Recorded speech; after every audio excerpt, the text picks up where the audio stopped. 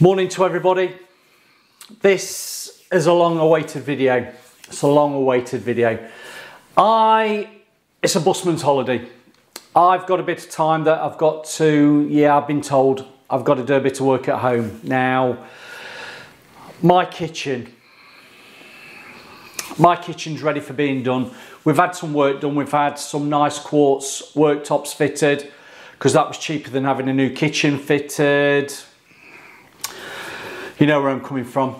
All the people that have had work, all the people that have had new worktops instead of having a full new kitchen, I know exactly where I'm coming from. But the beauty is I've got a kitchen that we had fitted 2007. I did it in 2007. I fitted it, albeit I didn't do the plumbing work and wiring up a gas oven. But I fitted the kitchen. It was from Home Base all those years ago. It didn't cost a fortune because we're on a budget when we just moved into the house. But roll on to 2019, I'd had enough of the kitchen and I decided I was going to paint it top to bottom. So the units were all cleaned down. I put Otex Aqua grip primer onto all the kitchen units. Sprayed it using a QT3. We'll come on to that in a moment. Used the QT3, sprayed the Otex Aqua. I did the Helmi undercoat and then I finished it with 2 coats of Helmi 30.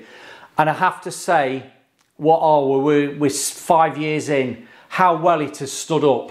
This kitchen has stood up really well. The only place that it's worn, if you can see me, and I'll whip a door off. The only place that it's worn is the cabinet, the door underneath the actual sink, and just on the top edge, and I've rubbed it down a few weeks ago, is just on the top edge. Finger grease had affected the top, made it a little bit soft, and it had softened up and worn off, just with touching it so often. But that's the only place it's worn. There's no chips, there's no marks, it's not coming off at all. So moving on from that, I was quite happy with the painted kitchen effect, but that time when I did it, I used a QT3. Now I swapped quite early on from a QT3 to a QT5, mainly, this is HVLP, mainly because I didn't feel I'd got the power on a QT3, and I've reaped the reward, shall I say, because back then I didn't realise how thin I needed to get that Helmi 30 onto the surface, and there's a slight, if I say a slight orange peel, it's a slight camera finish. If you know what I mean by a camera finish, it's a little bit of a speckly texture to that surface, but it didn't matter because it actually made the kitchen look quite nice, like not being a flat finish. But I'm moving on now and I'm coming to the time that I'm going to be painting it again.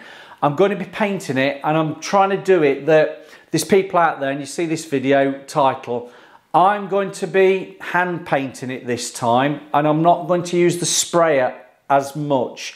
I'm going to say that in inverted commas because I might use the sprayer for the final coat, but I want to show you that you can actually paint your kitchen units with a brush and a roller and still get a professional finish. Now what the plan is, I've still got the Merker, and the Merker's just underneath my feet. I'm going to Merker down these doors, get them as nice and flat as I can. I'm not going to be taking the surface off, I'm just going to be nibbing them down to get a nice key for the subsequent paints. You're going to ask me, Phil, what paints are you using? I'm going to say a big shout out to Farrow and Ball. Now, I'd got a voucher for Farrow and Ball to get some paints through one reason or another. Farrow and Ball gave me some vouchers to buy some paint. I don't want to say too much about it, but they were very generous, and the voucher that they sent me allowed me to get enough paint to do my kitchen, because I don't need a lot, 2.5 litres of this, 2.5 litres of the other.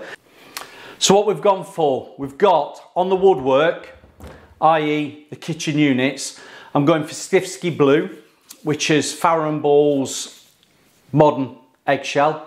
Stiffkey Blue on the kitchen units.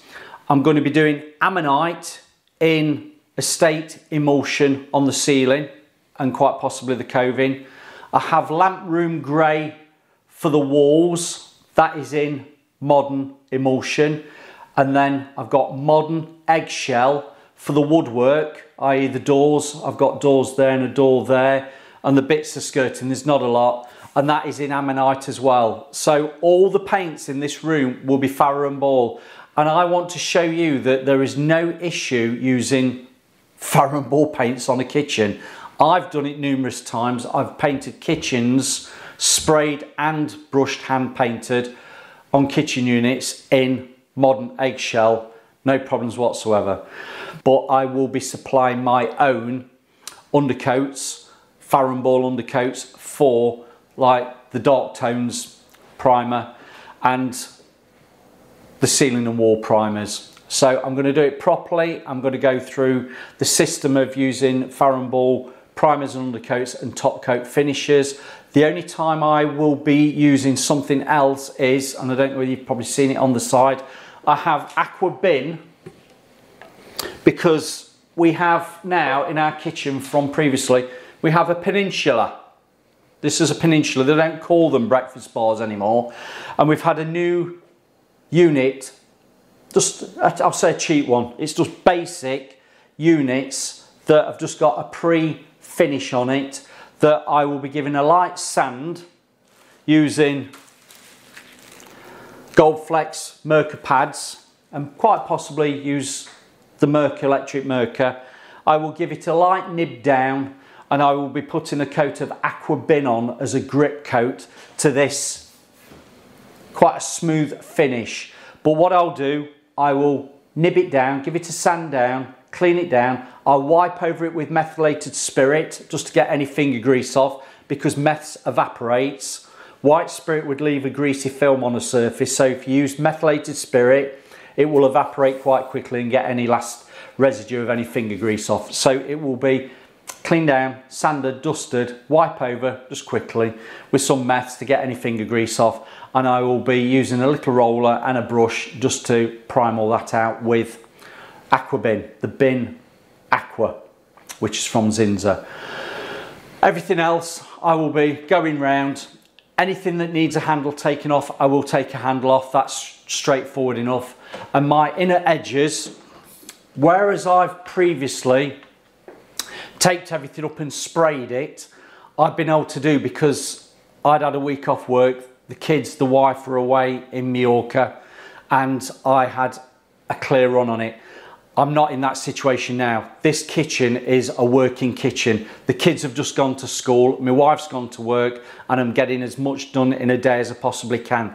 But at this moment in time, I have not got the facility to be taping up and covering up all these kitchen areas that are in use day to day.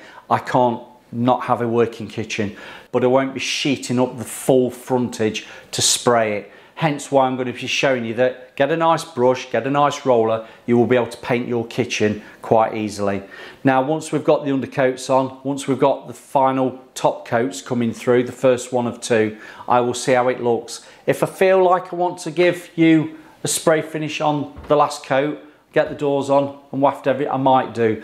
But I think for this video, it might be quite interesting just to see how they go with a brush and a roller and getting a nice finish with Farrow and Ball paints. And that's where we are now. So if you let me crack on, I'm going to get everything set up. I have got the Max Vac there, which will give me dust extraction to stop any dust particles that you can't see moving around the rest of the room and the house. But I will be going round for now, just carefully sanding down. I won't be doing major sheeting up at this moment in time because I don't want to be creating any extra dust. And then what I'll be doing is starting to paint. I will tape up skirtings, I'll tape up the floor, and I've got bagging and masking. I'm currently using, I don't know whether you've seen this before, I got this through a trade day at Brewers recently, and this is the masking tape that Arrowworthy are starting to do, which I found very nice. I've already used it on these areas there just to tape up the quartz risers, while I've just done some priming out with some Ice Matte 2-in-1 primer. on the bare filler that I've used. I've also got some Q1 tape, which is the more delicate. It's the orangey looking tape, which can just go around the floor and protect the floor to stop me just going onto the tiles. But all in all, I will be now cracking on with this. Don't overcomplicate it, people. Give it a nice rub down, wipe down with a damp cloth if you've got a microfiber cloth and some water on any greasy areas, but get it all cleaned down before you start painting. So that's what I'm going to do. I will see in a bit when I need to get some paint out. Right, we're cracking on. Now I've sanded these down with the, this is the new unit. Sanded these down with the Gold Flex. And I've just dusted it off, and hope, can you see a little bit of dust? Yeah, I've dusted it off. Now I've not gone over it with the damp cloth or the methylated spirit just yet. I want to just seal that top edge between the quartz worktop and the actual unit. So you know what my favourite cork is? It's the One Time Red Devil cork. This is an interior exterior. It's got flexibility. I've never had any issues with this, with crazing, or when I've sprayed or painted over it over a short space of time. I could probably spray over it within about 20 minutes, it's gone off. So what I'm going to be doing is, anywhere that I've got a little bit of a gap that just wants a bead of cork, I'm going to go around that first. I've done down, I don't know if you can see, down the wall edge there, and just round the skirting. That's an OG skirting shape. I've gone round that as well, because that will be setting up nicely before I come with any paint a bit later on today. But for now, I'm corking up these. Once that's all set, I will be getting my, oh, I can't reach it, taping up underneath here, just to get a clean line, because there's nothing worse than when you see particularly an expensive kitchen. This is far from an expensive kitchen, but where paint is all over these underside of the worktops, whether it be an ordinary worktop, marble, granite, or like these are the cheap equivalent of spending big money, yeah, on the quartz. So I'm going to be corking up that now and letting that dry off, ready for taping up for painting a bit later on.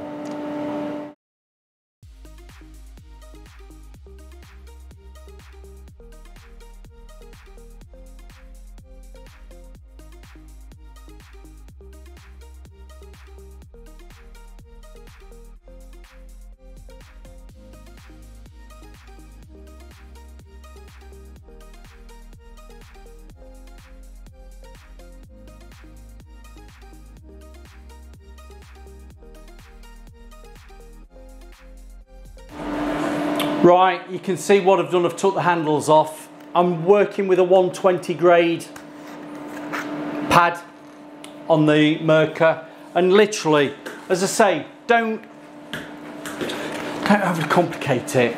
We're not sanding the surface off of the actual units. All we're doing is providing a key.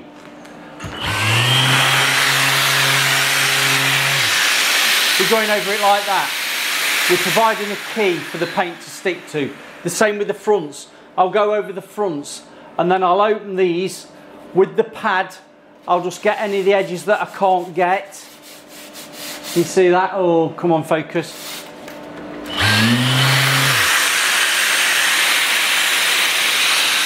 Go over with the pad, and because I'm not taking the doors off at this stage, get as much sanded down with the Merca as you can round the actual bracket hinges, which I won't be taking off this time other than just unclipping them.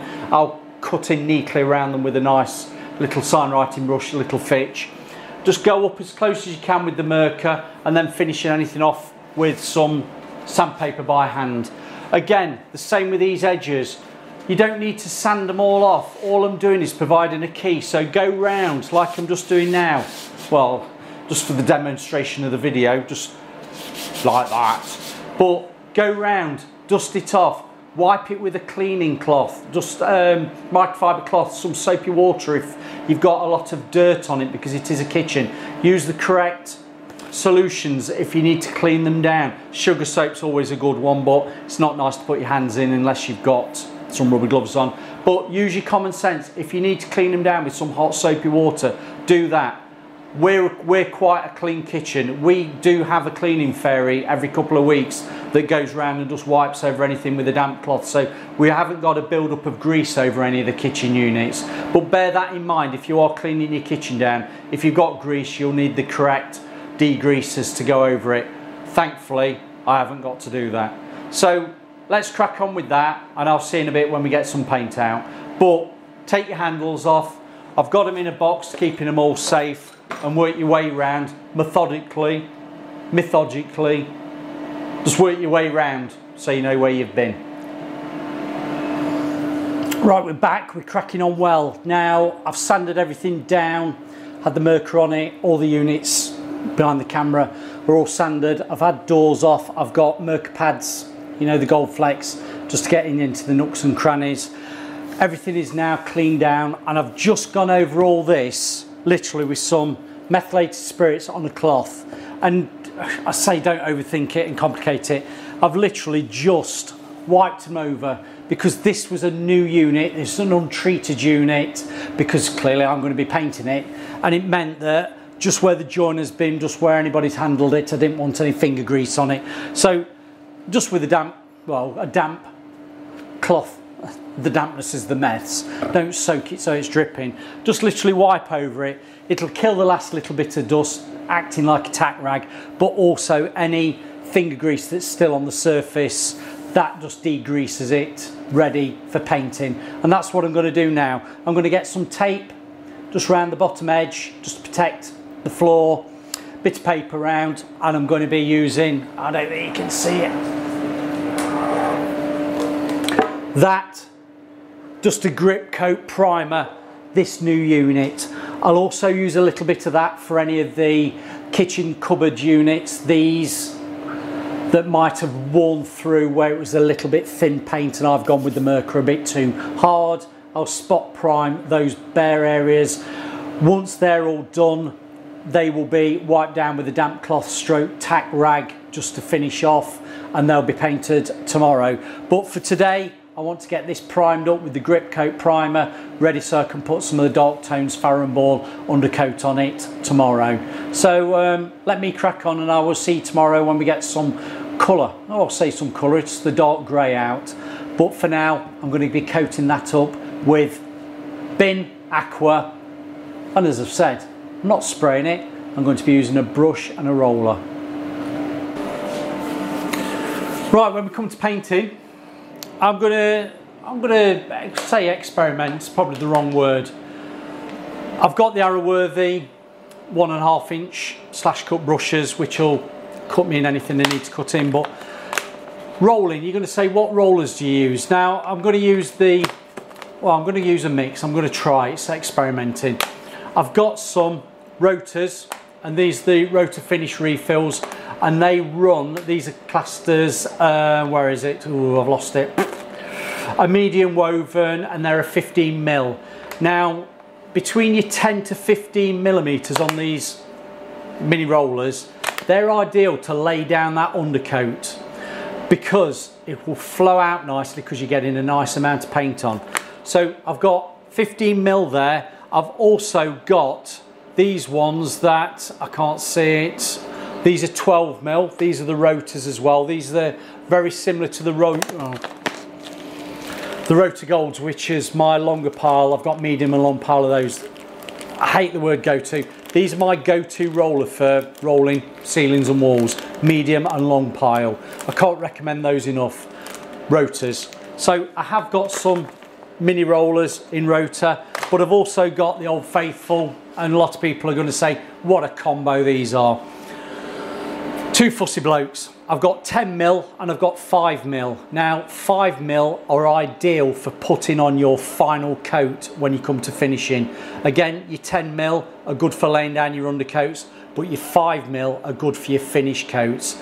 Now if you remember that playlist I'd got there where I was working in Portugal a while back now, last year, I found that the 10 mil were ideal for actually finishing as well. They gave a nice application of paint, they put plenty of paint on, and the finish, once it had dried off, it was almost a spray finish. Nobody would tell.